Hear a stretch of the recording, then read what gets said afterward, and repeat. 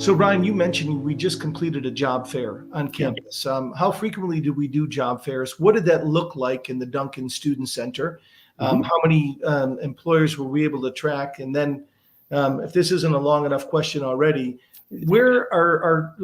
who's hiring the most of our students? Where do most of our students go and into what professions? Yeah, it's a great question. So with our career fairs, we typically do one in the fall, one in the spring. With the pandemic, just about every college and university that had a career fair, not everybody had them, they moved them to a virtual platform. So you can imagine a Zoom, if you will, a one-on-one conversation or a large group Zoom where an employer would talk to 15 or 20 students for about a half hour and share with them career opportunities. And then students could apply for jobs electronically.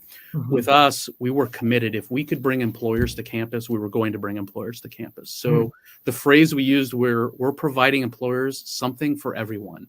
So we had a lot of employers who did virtual, and then a week later, they were physically on campus following up with students and meeting with students. So the picture you see on your screen is the 7th floor of Duncan Student Center. The windows overlook DeBartolo Quad and The Dinky Ballroom, the right? Danky Ballroom, Yep. amazing space. The Rasmus Club up on the 8th floor, just another awesome space. To give you an idea how we leverage our facilities, and I would also be remiss if I didn't mention, this is one of the only career centers in the nation that actually has this type of not only premium space, but space attached to their career center. So literally 2 floors below the picture you see on your screen right now is our career center, our interview center, our staff offices.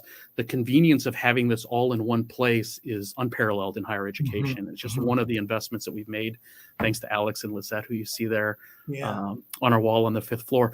But with employers, we typically see about 150 to 200 employers for our fall career fair. That's the peak of recruiting for a lot of financial services, consulting, accounting, business services lines, and healthcare professions. And then in the spring semester, at the end of January, we do a smaller fair, typically about 100 employers or so. And a lot of the focus is on internships, but it's also brand awareness. And thanks to what we call our employer engagement teams, we have a dedicated staff who their sole responsibility is to basically be salespeople for our students. They work with employers to say, we want you to come to our career fairs. You can't come to the career fair, we're going to get you resumes. We want to get these opportunities in front of our students. And they set a goal of hitting 150 employers for our January virtual and in-person fair. And they brought 173, not only to campus, but split between campus and virtual. And also a number of employers that have never participated before.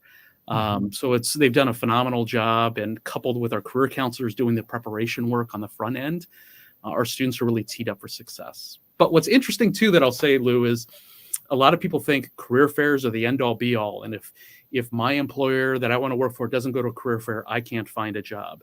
Career fairs account for maybe 20, 25% of where a student first finds out about a job opportunity. So a lot of industries, if you think about media, entertainment, sports marketing, they don't hire a lot of people. They might hire a handful across the entire country. They're not going to make an investment to come to a career fair. So one of the things that we've done, and we piloted this last year, we created what we call a career explorations night. So we had more than 250 alums and parents who participated in this. We created a student committee over winter session and the successes we had there. And they created an event in early March where it was 20-minute conversations with an alum across every imaginable career path.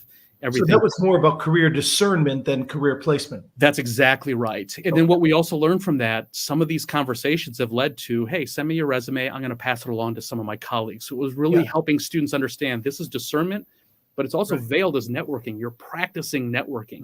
Right. So we're going to be replicating this actually in April this year. So we'll send more information out to everybody on the webinar today and to our alumni network and our friends over in the Alumni Association to share the great plans that we have for this. It's going to be amazing.